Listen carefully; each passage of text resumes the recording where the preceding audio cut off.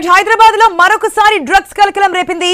శంషాబాద్ లో డ్రగ్స్ ముఠా గుట్టు రట్టయింది. ఎక్సైజ్ పోలీసులు 70 గ్రాముల బ్రౌన్ షుగర్ ను స్వాధీనం చేసుకున్నారు. పశ్చిమ బెంగాల్ నుంచి డ్రగ్స్ తెచ్చి హైదరాబాద్ లో అమ్ముతున్న ముఠాలోని 4 సభ్యులను అరెస్ట్ చేశారు.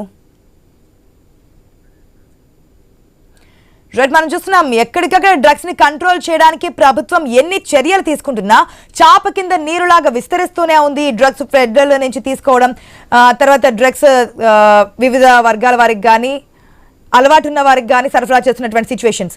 అయితే 70 గ్రాముల బ్రౌన్ షుగర్ ని స్వాధీనం చేసుకున్నట్టుగా తెలుస్తోంది. హైదరాబాద్ లో అమ్ముతున్నారు. పశ్చిమ బెంగాల్కి సంబంధించినటువంటి వ్యక్తులని తెలుస్తుంది. పూర్తి అప్డేట్స్ మా ప్రతినిధి ప్రవీణ్ ద్వారా తెలుసుకుందాం.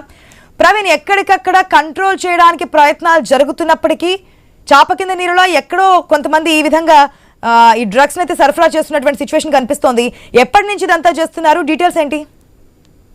ఆశ అయితే హైదరాబాద్ వ్యాప్తంగా ఎక్కడ చూసినా గానీ డ్రగ్స్ ని కంట్రోల్ చేసే విధంగా నార్కోటిక్ బృందం గానీ ఇటు ఈగల్ టీమ్ అనేది నూతనంగా ఏర్పాటు చేశారు. అయితే వీటిపైన ఫోకస్ పెడుతున్న క్రమం లోపల హైదరాబాద్ లో ఎక్కడికక్కడ గంజాయి గానీ డ్రగ్స్ గానీ మత్తు పదార్థాలు ఏవైనా గానీ ఆ పోలీసులు అయితే మొత్తం తొలుగా కూడగులిపిస్తున్నట్టుగా తెలుస్తుంది. అదేవిధంగా డ్రగ్స్ గంజాయి అమ్ముతున్నటువంటి నిందితులను అయితే ఈ రోజు ఉదయం ఎక్సైజ్ శాఖ అధికారులు అయితే అరెస్ట్ చేశారని తెలుస్తుంది.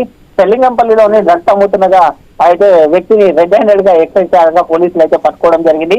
అదే ఇతను మొత్తం తొలుగా కడపకు చెందినటువంటి గుత్తా తేజకృష్ణ బెంగళూరు నుంచి వచ్చి అయితే ఒక వ్యక్తి వద్ద నుండి ఎంబీఎం డ్రగ్స్ ని తీసుకుండగా పోలీసులకు అడ్డంగా దొరికిపోయాడని తెలుస్తుంది. వీరి వద్ద నుండి మొత్తం తొలుగా 5.14 గ్రాముల ఎండిఎంఏ డ్రగ్స్ ను కూడా స్వాధీనం చేసుకున్నారు. నిందితులపై కేసు నమోదు చేసి అరెస్ట్ చేసి ఆ పోలీసులు విచారిస్తున్నారు. అయితే అదే విధంగా మరో కేసులో అయితే మల్కాజ్గిరికి చెందినటువంటి మహేష్ రెడ్డి అనే వ్యక్తి వద్ద 510 గ్రాముల గంజాయిని కూడా స్వాధీనం చేసుకుని అయితే స్టేషన్ లో అప్పగించారు. మరో కేసులో గట్కేసర్ లో కూడా 1.2